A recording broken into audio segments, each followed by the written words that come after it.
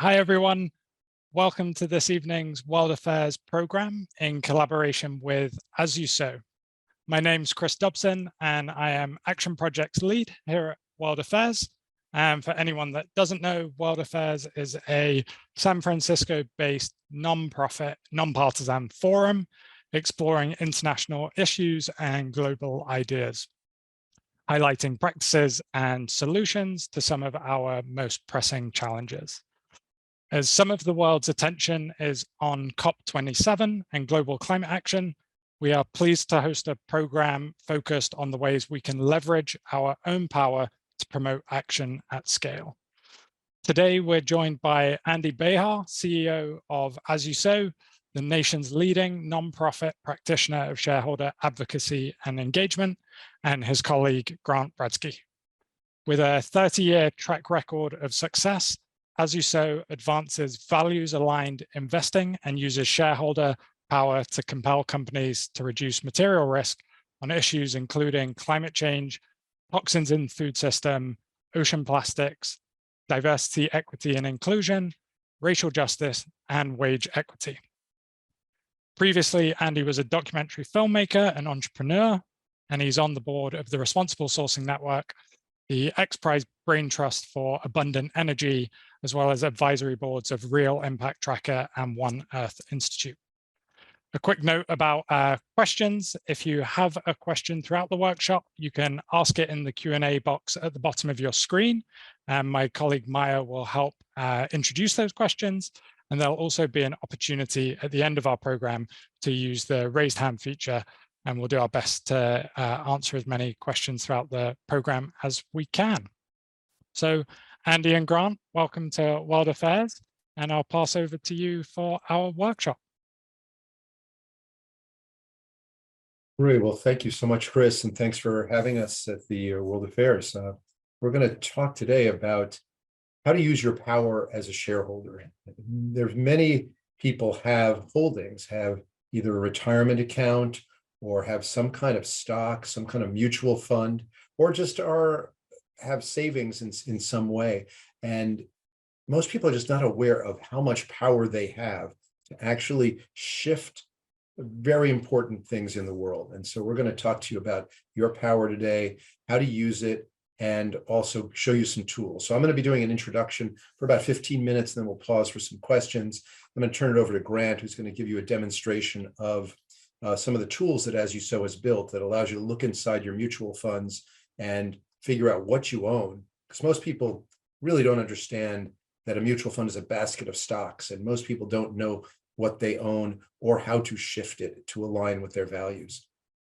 So I'm going to go ahead and share a screen and get this thing going. So we're going to talk about, as I said, shareholder power for positive change in the world. And talk about being an empowered shareholder, about stakeholder capitalism. There's this whole idea. Oops, Zoom has quit unexpectedly. That's not good. Do you not see my screen anymore? I can see it. Oh, okay. I just got a message that Zoom quit unexpectedly. You can see my screen still? Yes. Looking good? Okay. Yes, Chris, I should continue. Can you hear me? Yeah, it looks good, Andy. Okay, great. Being an empowered shareholder and stakeholder capitalism, which is a newer concept, but really important one. And again, about knowing what you own. So I always start by talking about my dog, Oscar, because if Oscar were to dig under the fence and go knock over the garbage cans of our neighbor, and the neighbor came and knocked on my door, I would say, I'm really sorry. Oscar's my dog. I'm responsible. I have responsibility. I'd clean up the garbage, the mess. I'd scold Oscar, maybe. I'd fix the fence for sure.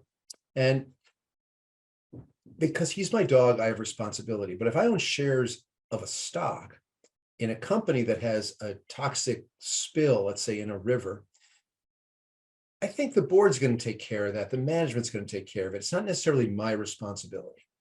And I want to really question that. I want you to think about it, because if you own even one share of a company, you not only have responsibilities, but you have power. You have a lot of power. because the board reports to you. You are the actual owner of that company. And you have the power, as long as you can align the incentives of the management to actually also want to make changes aligned with your values. So at As You Sow, we believe that environmental health and human rights can be shifted and improved by shifting corporate policy. And we do this, our name is biblical: as you sow, so shall ye reap. So we believe as corporations sow, and these are just a few logos of the companies that we deal with, and we interact with a lot of companies, but as corporations sow good environmental, social, and governance policies, they're going to reap increased share value. They're going to have extended employee retention, improve their brand reputation, and ultimately reduce their risk. And you're going to hear me talking about risk a lot, because ultimately that's what we're talking about. And we're talking about material risk. And the word material is also very important. And what that means, a material information is information an investor needs to make a buy or sell decision. And a company is required to provide you with material information. The SEC requires that. So it's an important thing. And a lot of the work that we do is around that definition. Shareholders have legal standing. This is really important. If you own one share of a company, you have legal standing to engage that corporation, to talk to them. And you have power, although most people, as I said before, abdicate their power before they even realize they have it or what to do with it. So I'm going to talk about stakeholder capitalism. Now, back in toward the end of 2019, the Business Roundtable, which is this organization of CEOs of the biggest corporations in the world, they got together and they said, you know, these ideas by Milton Friedman in the 1970s that shareholders have primacy. That means that you can abuse your employees, you could have slavery in your supply chain, you could dump in the commons. It's all okay so long as you made as much money as possible for shareholders. Well, the Business Roundtable, and we're talking about the CEOs of JP Morgan and Exxon and IBM and big companies, all said, you know, that's not working out real well for us. I mean, look at the climate. Everybody's been dumping in the comments. They've been putting carbon pollution into the air. Look at the oceans. They've been dumping plastic in the oceans. Look at the shredded social fabric that we have. That these ideas are not working out well. So we're going to change and we're going to redefine it. And they literally came out with a new definition of a corporation, the purpose of a corporation. And what they said is that we take care of all our stakeholders. We take care of our employees, our customers, our community, our supply chain, and therefore our shareholders will benefit. Now, a couple of months later, in January of 2020, the World Economic Forum came out and said, we agree. And they called it a manifesto. That's, you know, usually a big deal. And for the World Economic Forum to come out with a manifesto that said this is the fourth age of the fourth industrial age. They said that the change that's happening right now is as big as the Industrial Revolution. You think about that, and it's actually true that this massive transition from an extractive economy to a regenerative economy is massive, getting off of oil and coal and all burning things into sustainable. So we're in the middle of a big transition. And so if things feel a little up in the air, that's why. It's just, we are in a massive transition. So again, stakeholder capitalism, said, let's throw Uncle Milton under the bus, because his theories of what was driving business since the 1970s, and do this new corporate purpose that we are actually going to take care of all our stakeholders, and that will lead us to more profits. That'll lead us to being more competitive and develop a regenerative economy that's based on justice and sustainability. And we see companies that have actually made that decision at the board level, and they're the ones who are getting more investment. They're getting loyalty from customers. And I'm going to give you some examples of this in a minute. So this chart just shows you that there's a lot of money flowing into sustainable investing. That you can see that, you know, back here, even in 2010, it was very little, but look at that spike. It's just going up. And basically, it's one out of every $12 in 2010. Now it's basically half of the investing universe is investing sustainably. Why? Because those companies are most likely to make a profit. Those companies are most likely to outperform. And here's an example for you. So we worked with General Mills, and we met with them and we talked to them about this idea of regenerative agriculture. Now, regenerative agriculture means you're going to use cover crops, you're going to rotate your crops, you're going to use less pesticides. And so now the reason we approached General Mills was because all these climate superstorms were washing away the soil on industrial ag. And so they needed a more resilient supply chain. Well, a couple of years were doing studies and we were helping them. In 2019, they signed a pledge that they were going to transition their entire supply chain to regenerative agriculture. And the reason they gave was, again, it's a more resilient supply chain, that they had a higher probability of delivering the cookies or pasta or whatever they make if they could get the wheat and the oats and all that stuff from farmers. And so they started to get more investment. They started to get more customer loyalty. They were using less pesticides. The other companies noticed. And by 2021, of the 20 big ag companies, 12 of them were doing regenerative ag and pesticide reduction. That's the transition that's happening. And it's happening across basically every sector.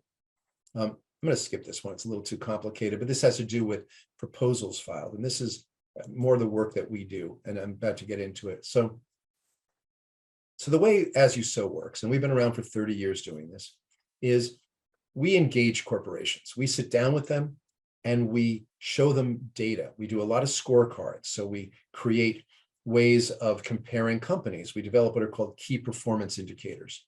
And we look at, say, racial justice. So after the George Floyd murder, we developed a set of metrics by which you could measure a company. 27 of them. We just added one, so now there's 28. And also measures on diversity, equity, inclusion. So a total of 58 measures that we then rated 1,000 companies. So we sit down with a company and we go, look, you scored a 12, your direct competitors scored a 22. Here's why. These are the 3 things they're doing that you're not. This is how you could become competitive. And here's the cost of doing these things. And here's the risk of not doing them. So this year, we met with 196 companies. And almost all of them said, this is great, let's go do it. The ones who didn't, though, we escalated by filing what's called a shareholder resolution. Now, if you're a shareholder, you're allowed to do this. It's a 500-word document that's filed 6 months before the annual meeting. And then every shareholder gets to vote on it. So that's what As You Sow is most known for, is filing these resolutions. And we continue the dialogues with the companies. Now, when you do that, you get all the other shareholders to also vote on your resolutions, which helps so that when you sit down with the company, you have a lot more power to actually get them to change. So again, we had 196 engagements, 99 we escalated to shareholder resolutions. Now, once we did that, 56 of those, the company said, okay, let's go, we'll get that done. So the rest, these 32, went to a vote. And of those, we had 10 majority votes, 41% median vote, and about $2.1 trillion were voted on As You Sow shares. We voted yes on As You Sow, resolutions. So again, that gives us more leverage. Now, these are non-binding. So even though we got a 92% vote at Boeing, they don't have to do it. But we went and sat down and met with the company, and they agreed to actually put a climate transition plan in place to reduce emissions by 5% a year. And so that's how the process works in the United States. So we're at this inflection point right now. And not only because World Economic Forum has declared it, but because they're more observing what's really going on. But we're at this moment where a lot of stuff is happening. You might not be aware of it, this idea of universal proxy, the way that you elect a board of directors.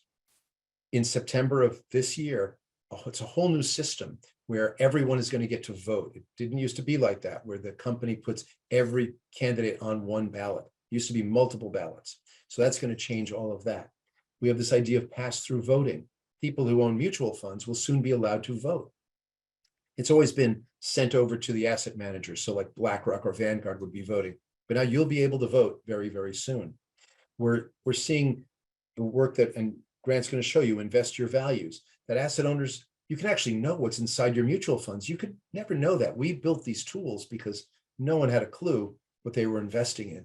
So things are really moving, and it's caused a wave. You've probably been seeing some stuff about anti-ESG. that there's a group, very loud, radical conservatives, we call them regressives actually, that are trying to say that environmental, social, and governance is not good. Now, ESG is just a framework for evaluating risk. And so the fact that they're saying evaluating risk is not good for business, it's just doesn't, first of all, doesn't make sense, but they're using it for political theater and they're getting quite a bit of traction. In fact, they're also, passing laws in the red states. So there's a lot of pushback that's happening right now around that. So these are some of the areas that we work in. I'm going to go kind of quickly through this, but climate change, we believe every company needs a net zero plan by 2050 and to reduce emissions by 5% a year over the next decade. And we're working with hundreds of companies on this. Ocean plastics, we want to eliminate single-use plastics entirely. We want to reduce all plastic, and we want to increase recycled content. There's just too much plastic in the ocean, and it is not necessary. And it's also, when you reduce plastic, you reduce demand for oil and gas. So those are very, very tied together. Environmental health, I mentioned regenerative farming. We want to stop pesticides. We want to remove heavy metals from the food system. Right now, there's a lot of lead and cadmium in our food system. It does not need to be there. Social justice, racial justice. We believe every company should have a racial justice plan, a policy, and how they're going to be shifting into greater diversity, equity, inclusion, including gender and including all the protected classes. So very important for creating a culture that's going to attract the best and the brightest. Transparency covers everything. We believe that a company should be disclosing material information accurately. It should be verified by a third party, and it should be in a standardized format so that it can be put into an audit. And this is really a critical component. Right now, there's a lot of disclosure that's not accurate, particularly around climate change, around greenhouse gases. The SEC has a new rule that's going to be released any day now that is going to actually require that greenhouse gas emissions be accurately disclosed, verified, and in a standardized format. So that's a really good indication of things to come, that there's so much money coming into sustainable investing that there's going to be now some rules around it. So we're really think that's going to be a very, very important piece. So I'm going to pause for questions and then turn it over to Grant. He's going to take you through, these are the different pieces of investor value so you can look inside your mutual funds. I'm going to stop sharing and just take some questions for a few minutes. Okay, Andy, in the chat, we have a question from Samara, and it's, what would it take to shift passive investments, such as a 401k, etc., to default to climate-friendly investments? Most people never change the mutual funds they are offered via retirement accounts. Do you envision a collaboration with environmentalists, labor unions, and other workers groups and retirement fund managers? How can we make these passive investments active for sustainable goals? So Grant's going to be getting into this because you'll see that we look inside 3,000 mutual funds and we aggregate them up for 401k plans. And currently on our site, we have 26 401k plans and 2 403b plans. The thing about a 401k plan is most of it's in what's called a target date fund. So when you start work at a company, you say, okay, I'm going to retire in 2050. You buy the 2050, or you put your money into the 2050 target date fund, which means you're going to be in more equities when you're younger and more bonds as you get older, which are less volatile. Most of these target date funds are just chock full of fossil fuels, deforestation. You're going to see the details in just a few minutes. Now, the problem is a lot of the companies don't have anything sustainable. So an example is Amazon. You'll see they have one sustainable fund, but less than 2% of the assets are put in it. And we interviewed a lot of their employees. No one knows it's there. That sustainable fund outperforms the target date fund by 5 percentage points. But again, no one knows it's there. Comcast has nothing sustainable. So in order to get sustainable funds to move your money into, it's going to take some organizing, and he will also take you through all the tools. We have a 5-step program where you can actually download templates, get some of your coworkers to sign them, give them to HR, create a coalition and work with HR because they need to serve you. If enough people say, there's nothing for me to invest in. They're going to have to respond. So we've been filing shareholder resolutions with companies like Amazon, Comcast, Microsoft, and Campbell's to talk to them, to get this idea put forth that people want to invest in a future they can retire into. That right now we're invested in our own destruction. We're invested in an unlivable planet when we retire. So we'll get into this a lot more in a couple minutes. Okay, and our next question is, are there any consistent indicators for whether a company is responsive to these ideas that you had mentioned just a couple minutes ago? Well, the fact that we met with 196 companies and half of them said, thank you, you guys are like McKinsey for free. This is a great idea. This is going to help our company and improve our company. To me, that's a signal that the work that we're doing and the stories that we're telling and are helpful to the companies, that they see it as a positive. They have, it used to be that they would see us as confrontational and attacking them, but we own them. We're the boss. The board reports to us. So, we want the companies to do really well. And so I think they're seeing more and more of that now. And that's been a shift over the last, 4 or 5 years that we've seen. So, yeah, and it's a tone shift, but I think you're seeing it much more universally. Okay, and our next question is from Chris. Do B Corps generally live up to positive values? It seemed like a positive certification for understanding business values, but more recently, I've seen criticism of its impact and criteria used. Do you have any experience with B Corps specifically, and how do they factor into your evaluations? Yeah, so we basically work with public companies, and B Corps, I think there's only one, maybe not anymore. There aren't really any publicly traded B Corp, B Corps. So I do know a lot about it just because I know Rick Alexander and the people who started B Corp, and I'm very, very aware of it. I think B Corps are great. I think that a company that goes through that certification process is actually baking into essentially their charter good environmental governance, environmental, social, and governance policies that are going to actually be very good for the company. It's going to, again, attract the best and the brightest. If they have a merger or acquisition, they're going to have worth a lot more. They're going to have less risk. So I think all of this is just basically good business. And so I think B Corp certification is really important and really good. But let's shift now. I'm going to hand it off to Grant, and he can take you through the investor value tools for like 10 minutes or so, and then we'll get back to questions. So over to you, Grant. All right. Yeah. Thank you, Andy. Appreciate it. Yeah. My name is Grant. I am our Sustainable Investing Initiative Coordinator here at As You Sow.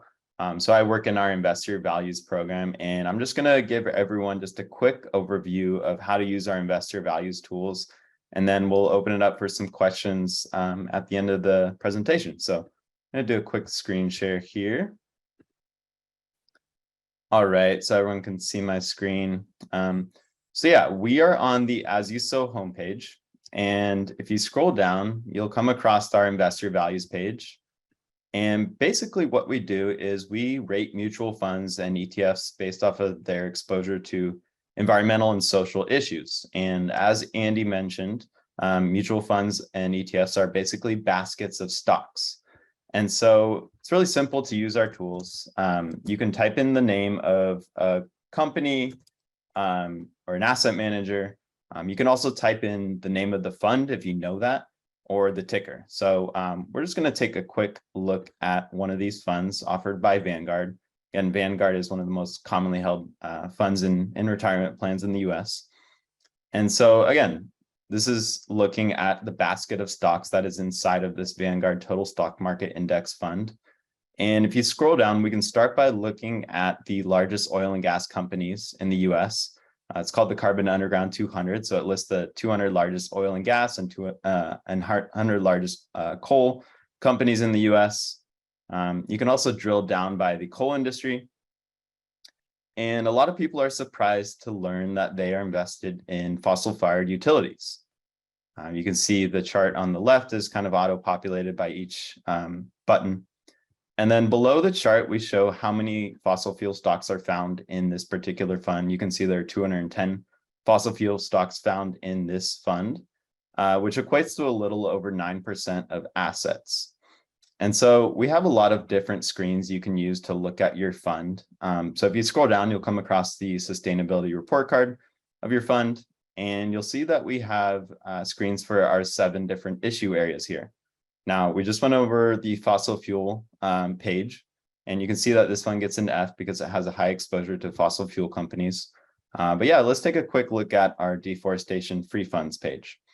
Now, this one's set up a little different than fossil free funds, but again, it's looking at the same basket of stocks. So it's the same fund, but just with a different screen. And so we look at companies that are contributing to the destruction of the Amazon and Indonesian rainforest. And so we have 3 sections over here. You can look at companies that are producers and traders of palm oil, paper, pulp, rubber, timber, cattle, and soy. And you can see, Archer Daniels, Midland, Tyson Foods. And then we also look at some of the banks that finance these companies. So you'll almost always see JP Morgan Chase, Bank of America obviously is a huge bank as well. And then finally, we also look at major consumer brands that use deforest risk commodities in their products. So you may wonder why PepsiCo is on the list. Well, they use palm oil in a lot of their products and beverages. And so they're part of the supply chain, they're part of the problem. And so if you scroll down a little bit, you can also take a look at the specific companies that are inside of your fund. And you can click on all these companies as well, or at least the ones that are highlighted in orange. For instance, Archer Daniels Midland. You can learn why this fund is on our list. Now, if you scroll down a little bit, you'll come across the sustainability report card of your fund again. And we also grade funds based off of their exposure to various social issues. For instance, the prison industrial complex. So you can click on it. It'll bring you to our prison free funds website. And if you own this fund, you may be surprised that you're investing in the mass incarceration of peoples, and which we believe is a manifestation of racist policy. Now, you'll see this whole list of companies that are inside of this fund, and you can also click on a lot of these companies as well to learn more. For instance, CoreCivic, it's the world's largest private prison operator and corporation. And so we also aggregate our fund scores up to the major fund family level. So if you're invested in Vanguard, you can click on Vanguard. And you'll see that basically if you own a Vanguard fund, it's highly likely that you are invested in mass incarceration and private prisons. So another really powerful tool that we have on our websites is our search settings page. And so you'll see, for instance, if you own that last fund and you are upset by it and you think it's time to switch funds, you can use our search page and it will auto-populate with some really good funds that score an A on the prison industrial complex. But you can also sort funds by financial performance. So all of these columns are clickable. So let's take a look at positive 3-year returns. And you'll see that all these funds are brought to the top, funds that have good 3-year returns, 5-year returns, etc.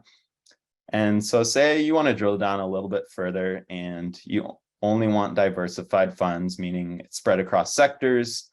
Let's say we also want a fossil fuel grade of a B or higher. And you'll see that the chart is then auto-populated with these funds that meet your specific criteria. Now, you can also sort this by our other issues as well. So you can see the grades that these funds get across all our 7 different issue areas. Now, we also have a compare function on our website. So you can look at funds side by side. So let's pick a few of these to check it out. Now, this list is really long, so you can keep scrolling down, but let's take a look at a few of these funds. So you'll see as you click, So you'll see as you click on each fund, it's populated at the bottom of the screen. and you can compare up to 4 funds side by side in a similar way that you would compare refrigerators at Home Depot. So you can look at the kind of the overview of the fund. And if you scroll down, you'll see the grades across our 7 different issue areas. And then you can also look at the returns of each fund side by side. So this will definitely help you in your decision when you're looking for more environmentally and socially responsible funds. And so lastly, we're going to take a quick look at our newest website, which Andy mentioned, is our 401k scorecard. And so what we've done is we've aggregated all the fund scores up and now look at corporate retirement plans based off of their exposure to our 7 different environmental and social issues. So Andy mentioned Amazon. So if you click on Amazon, you'll be brought to the Amazon scorecard page. And you'll see that, if you're investing in the Amazon 401k plan, you're investing in fossil fuel companies like ExxonMobil, Chevron. You're also investing in companies that are destroying the Amazon rainforest. So obviously, this causes some cognitive dissonance. And this is why we filed some shareholder resolutions at Amazon, Comcast, as Andy mentioned, and a handful of other companies to address this cognitive dissonance. So if you scroll down a little bit, you'll see that a little over half of the plan assets are invested in this Vanguard target date series. And as Andy mentioned, in a target date, you pick a date that you plan on retiring in, and then the allocation is shifted from more equity funds when you're younger to more risk adverse funds like bonds when you're older. And then if you scroll down a little bit further, you can see the chart of assets under management in the whole plan. So you can see that Amazon employees are investing a little over half a billion dollars in fossil fuels, $49 million in deforestation. So this is the whole plan. Now, if you scroll down a little bit further, you can see that Amazon employees do have access to one sustainable fund, but as Andy mentioned, only 2% of plan assets are invested in this fund. And you can also take a look at what that fund is. So it's the Vanguard FTSE Social Index. And the really interesting thing is this fund actually outperforms the target date fund by 5 percentage points over the past decade. So you really don't have to sacrifice returns in order to invest sustainably anymore. Now, as Andy mentioned, we also have built this action center for employees. We've also created some resources for companies, but basically walking employees through a 5-step process on how to align your investments with your values. So if you're just new to all of this, you can learn about the financial risk of unsustainable investments. You can also kind of drill down and learn about what you own. So obviously we have our retirement plans here. We also have a target date funds page where you can search for really commonly held target date funds. And then you can also search for mutual funds and ETFs. And then we also have this section where you can take action. So now you know what you own, and you're ready to make the switch. So if you're at a company, oftentimes if you don't have access to a sustainable fund, it's really important to kind of reach out to your HR representative. And we've built some resources here where you can download some sample letters to your plan administrator or HR. And you can also reach out to your sustainability team if you have one, and email your coworkers and form a coalition. So obviously that was very high level and a lot of information. But yeah, we're happy to answer any questions you may have in the next section of the workshop. Thank you, Grant. That was great.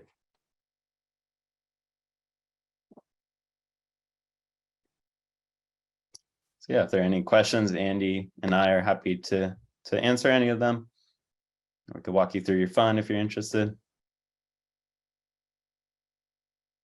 No questions. Okay. Chris or Maya, do you guys have questions?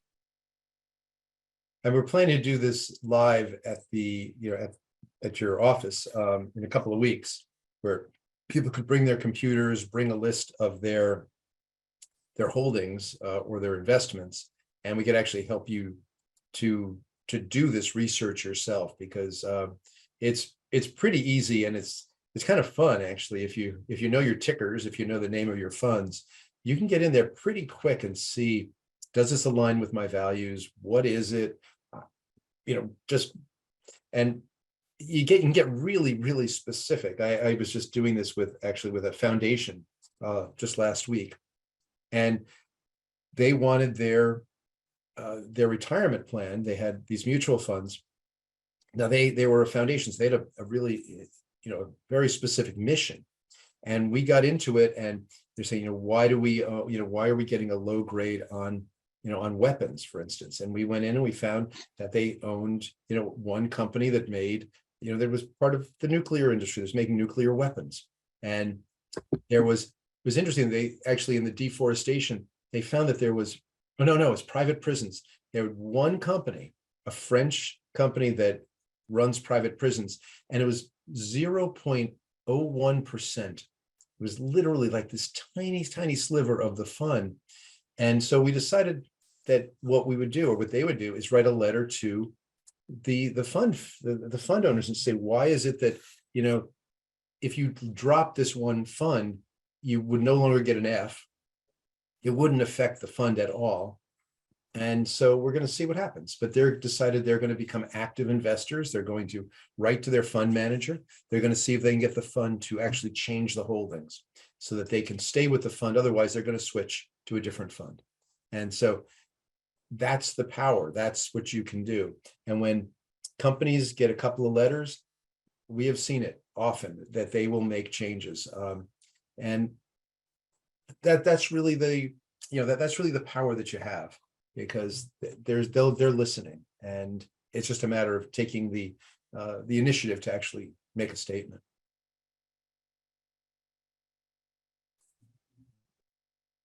Thanks for that, Andy. Just on that, super curious to kind of understand like how a company winds up in a fund like that at such a small percentage. Is that common, or is there a specific kind of reason why a company like that would end up kind of included in the fund? Why a fund manager decides on which companies to put into the fund is, one of the great mysteries. Obviously, if it's just a passive index, it's just the S&P 500 or the Russell 1000, it's just a straight index. In this case, I don't know. It was by a company called, American was the fund family, and but I'll learn more because I've not interacted with that company, but I probably will, with this foundation, help them to navigate an engagement with the fund family and ask them, why in this $30 billion fund, this $1 million investment in this French prison company is important to you. And then we went and looked at the company, actually, and it had been losing money for the last 5 years. It was a terrible investment, and it's so tiny, it probably doesn't have much impact on the fund, but if it had any impact at all, it would be a negative impact. So again, just through the tools, and in 5 minutes, we were able to determine why this fund get an F in this, which is the company, go look at the company, and they can make their decisions as how to align their investing with their values.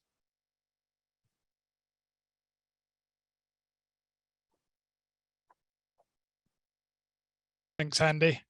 And there was a question also around the idea of greenwashing and whether that comes into kind of fund names too. Whether it's enough to be looking for things that claim to be sustainable just by their name. No, that's a good question. We actually did a study in last January, or just this January, because we noticed that there were 90 mutual funds with ESG in their names, like literally ESG-A, or you just ESG in their name. And we looked at them and we realized that 60 out of 90 got a D or an F from us on one or more of our metrics. And so we started working with a group at UC San Diego, group of data scientists, and we gathered all the prospectus language from all these funds, and they did a whole thing called natural language processing, where they broke apart all the language, looking for patterns, trying to understand this.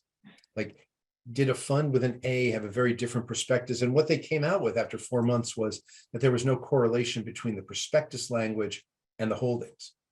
So we took this report and we took it to the SEC. And we had this meeting with 17 people at the SEC. I said, look, this is a real problem. This is misleading information. The same prospectus gets an A or an F. You can't tell.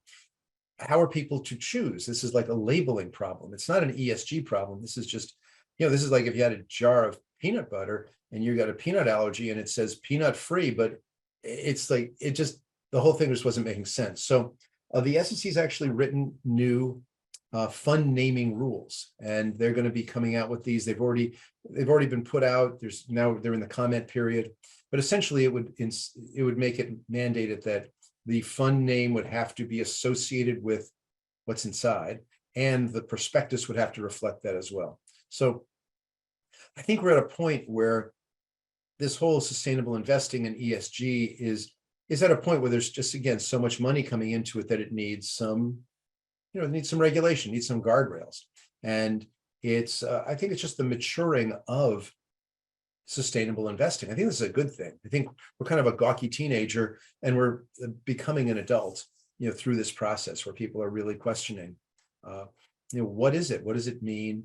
And coming up with standardized meanings. Now, simultaneously, there's a group called the Sustainable Accounting Standard Board in the US that's merged with a bunch of global entities to create the International Sustainable Standards Board. So in the next few months, we're going to be seeing global standards of what is material, which is the first time, and that's going to be a relief. The EU is coming up with a whole taxonomy of what does low carbon mean?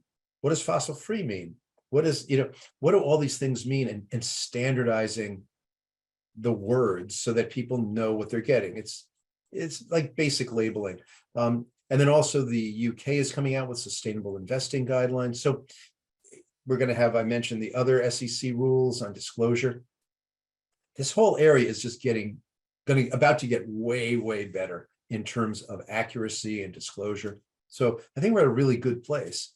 And I think that's why there's these forces that are, the anti-ESG forces are so upset, because they're realizing people want to invest in management teams that are actually, doing risk assessment and are doing good things and moving their companies into sustainable and justice and sustainability. And they are just we want the extractive economy. We don't want to move that way. So, we want to move that way, but there are forces saying they don't want to. And so that's what there's like a lot of noise going on around that.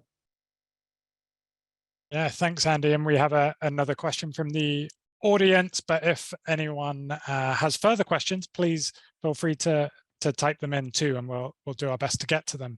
So Justin is asking, does As You Sow aid in building awareness among employees of these large companies about their 401ks and retirement plan options, and encourage them or advise them in organizing internally to invest more socially with better rated active plans, or to push their employers to adjust their plans? Is that something As You Sow is kind of? Why don't you spotlight Grant, because he's working right now with employees inside of Microsoft, and there's going to be a vote at the annual meeting in a couple of days, right, Grant? Yeah, next month. But yeah, this is a new program for us. It's about 1.5 years old, and this is the first look inside of 401k plans in the US. So it's a very new concept for us. But yeah, we get a lot of inquiries from employees who are at different companies. They may not be on our website yet, but they want to know what's inside of their funds. And we field their questions, and we've had meetings with some employees, and definitely walk them through their fund holdings, and also share resources on how to align their investments with their values, who to talk to, who are the right people, what names they should be looking for. And yeah, there's definitely a movement inside some companies. As Andy mentioned, Microsoft, there are a lot of employees who are demanding better sustainable options inside of their plan. And at some companies, this is not new. There are some employees who've been asking for these type of funds for years. There's some employees that have been asking for maybe 6 or 7 years, and has fallen on deaf ears. So it's definitely something that's growing, and we hear a lot of demand from employees.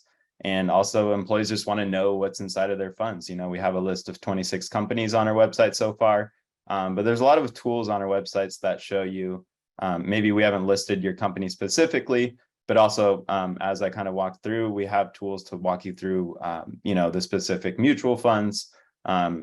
Most 401k plans are invested in target date funds. So we've graded 12 of the most popular target date funds. So the demand is there. We've definitely had some conversations with employees at many different companies, a lot in the tech sector, and they're interested in they're asking for this from their employers, and a lot of their employers are feeling their questions and seriously considering it.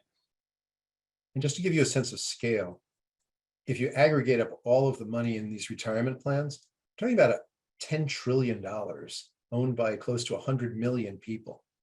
Now, if all of them said, you know what, we want to invest in a future we can actually retire into. We want to invest in a livable planet. The amount of capital that shifts is massive. It is literally $10 trillion that's currently in these passive, extractive economy.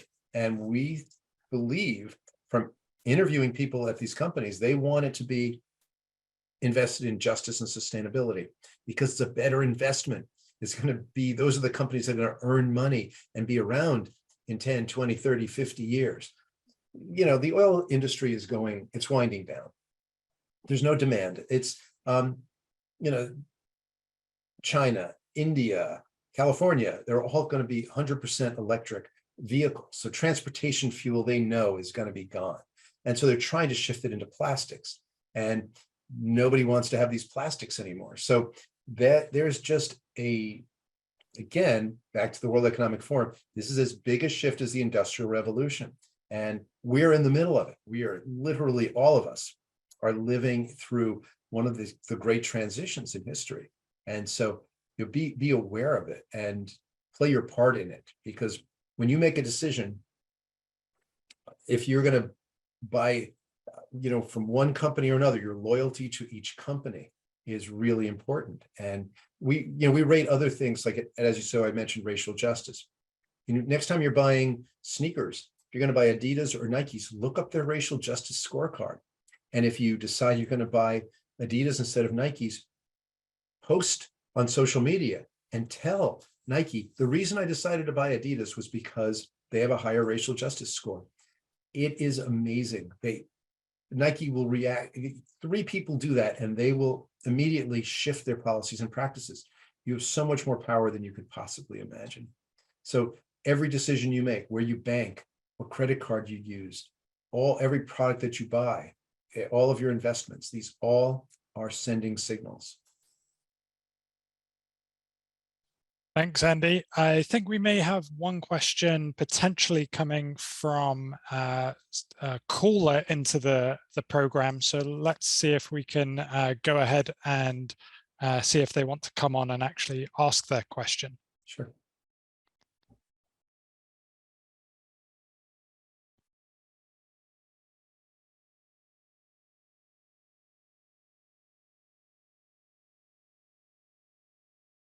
Dirk Neihert, what is the price an investor pays for investing in virtue versus evil over 10 years? I think the question has to do with, is there a cost to investing in sustainability versus extraction? And the answer is no.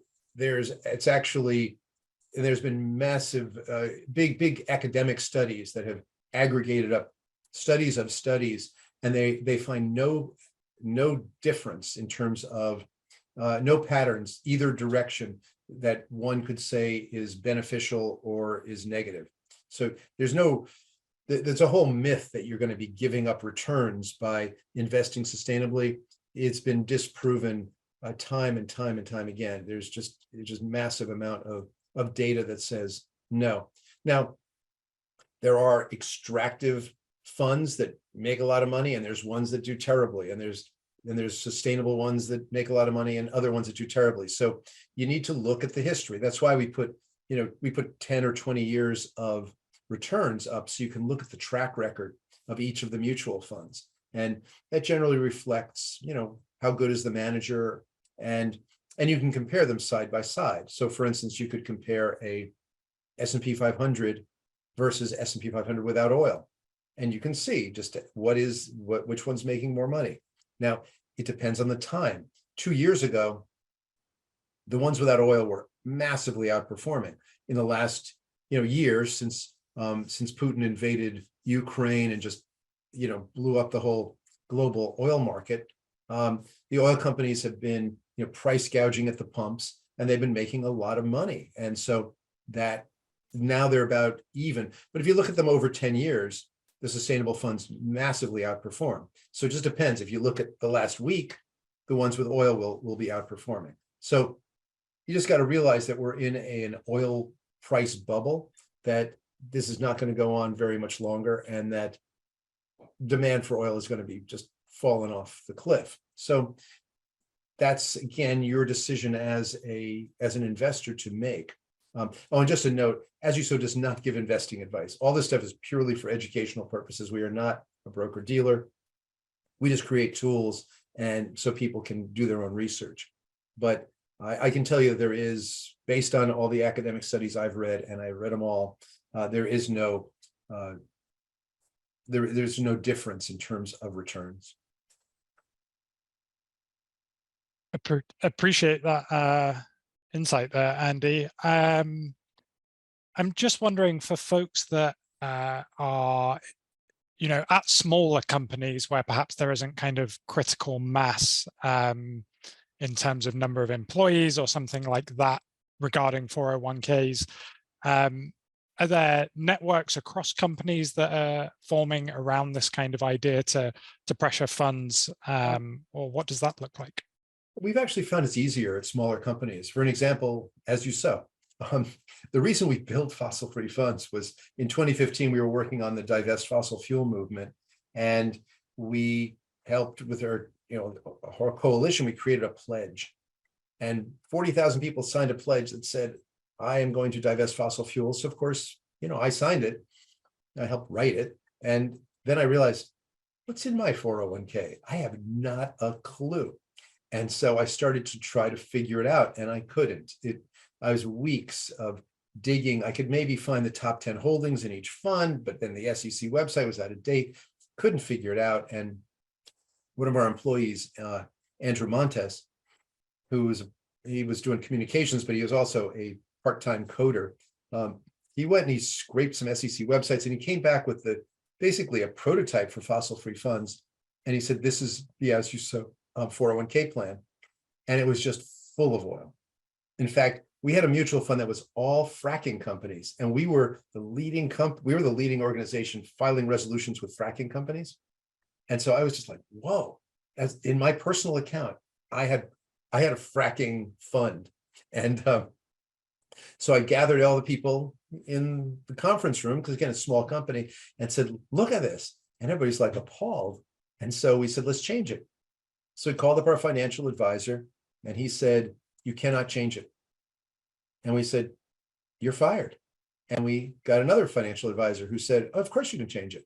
And about 3 months later, we had all figured out what we wanted, and we wanted some good stuff for gender and for forests and we put together a really great plan that has been doing excellently.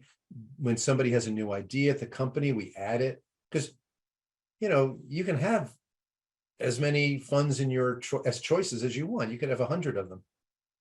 I mean, the US government only offers, the federal government offers 6 funds. 3 of them are diversified, and they all get Fs. So if you work for the federal government, you're one of 30 million people, you are invested in fossil fuels, in deforestation, in cluster munitions, all this stuff. And that's all the choice you get.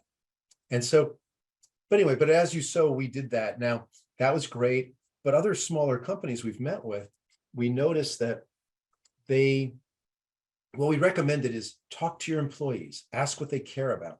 And one company, about 200 people, architecture firm, they did a survey. They found that their people cared about climate change and gender. So a few years ago. And so they added climate and gender. The shift in the culture, because management had asked and then management had delivered, it just changed the culture. And suddenly what they found after a year is they went from 40% participation rate to an 80% participation rate. They doubled the number of people who were saving for retirement. The people who were putting their money away went from 3% to 6% of their paycheck. So they quadrupled the amount of money going into savings in the first year. And that's because people understood it. They started to become part of their culture to talk about this. It wasn't something to be afraid of. It was, so those are my experiences with smaller companies, that it went much easier. The big companies, they've got all their lawyers who said, you can't do it. There's too much risk. You're going to breach your fiduciary responsibility. They've got every excuse in the world. The small companies are very nimble. It's not difficult to do. I mean, like I said, As You Sow, it took us 3 months to completely toss out the entire thing and start again. And it just meant firing our financial advisor, which generally is what you have to do to do these things. They're very resistant.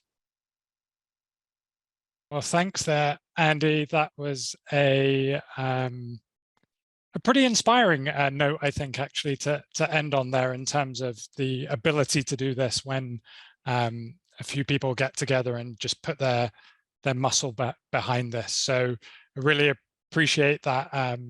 We thought inspiration. Amazon, when we showed up at Amazon, we thought, oh, they're going to just add some fossil free and deforestation free. They're going to take a victory lap and they're going to just totally just burnish their brand and tell everybody about it. But instead, they just brought all their lawyers in and said, we're doing nothing, go away. So we filed the resolution. We got a good vote. We're going to continue until they agree to listen to their employees. Yeah. Well, let's hope that sooner rather than later. So that is all the time we have for today. So I just want to thank Andy and Grant so much. It's been a pleasure, and covered a lot of ground there. Just quickly, if folks want to follow what As You Sow are doing and keep up with your work, what's the best way to keep up to speed with everything you've got going on? So I'll put it in the chat, but just you can go onto our website, which is asyousow.org. And you can have access to all of our tools. They're all available and free. And we're a 501c3, so we accept donations. We always like when people become donors and start to sign up for our newsletters. And also on the 17th, in just a few days, in a week, we're going to be releasing a new report that's pretty extraordinary. We've actually looking at diversity data for the first time. They're called EEO1 reports, Equal Employment Opportunity Reports. We've aggregated 277 companies' reports, and we're going to actually show for the first time the relationship between diversity and financial outperformance. So if you want to come to that webinar, just go to our website, sign up, and you'll get an invitation. We release about 10 new reports every year. Thanks. And our second workshop in the Investor Values series here with World Affairs is on Tuesday, November 29th at 6 p.m. And Andrew and Grant will be joining us again to lead an in-person, hands-on tutorial to explore your own portfolio. So they're going to help you understand the investments, what your investments are funding, and provide the insight to enable you to make changes that align with your values. So it was really cool to kind of see that this evening, just as a bit of an overview. Very excited to actually get hands-on and kind of dig into our own investments. So we encourage you to bring any tickers you have related to the investments you might have, and a laptop or tablet to participate in that interactive workshop. To learn more about World Affairs and register for that workshop, head to our website, www.worldaffairs.org. You can register for upcoming live stream in-person programs, see past program recordings, and listen to our radio show and podcast. Next week, we have 2 in-person programs. So on Monday, November 14th, we'll be joined by practitioners leading the way in innovative approaches in international development and the regional challenge of homelessness. And on Thursday, November 17th, Ambassador Eric Rubin will be joining us to assess the current state of US diplomacy. And you can see some of our programs later on in the month on screen right now as well. So thanks very much for taking the time to be with us this evening, and we hope to see you again soon. Thanks again, Andy and Grant, and enjoy the rest of your evening, everyone. Thank you so much. Thank you.